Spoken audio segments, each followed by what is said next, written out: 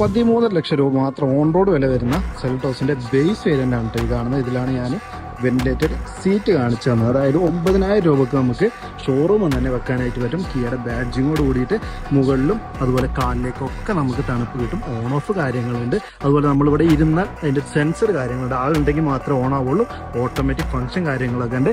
Accessory സോക്കറ്റിലാണ് നമ്മളത് connect ചെയ്യേണ്ടത്. അതുകൂടാതെ അതിന് ബേസ് വേരിയന്റ് നമുക്ക് ടച്ച് സ്ക്രീൻ വരുന്നില്ല. അതിനും ഷോറൂം തന്നെ മനോഹരമായിട്ട് ഇൻറ്റഗ്രേറ്റ് ചെയ്തൊരു ടച്ച് സ്ക്രീൻ കാണാം. 6 സ്പീക്കറോട് കൂടിയിട്ട് അതിന് വെറും 40,000 രൂപയുടെ അകത്താണ് നമുക്ക് കോസ്റ്റ് വരിക. ക്യാമറ എല്ലാം വരും. അതുപോലെ ഒരു ഫുഡ് സ്റ്റെപ്പ് കൊടുത്തിട്ടുണ്ട്. അതിന് 25,000 രൂപയുടെ അടുത്ത് 24,000 രൂപയോളം കോസ്റ്റ് വരുന്നുണ്ട്.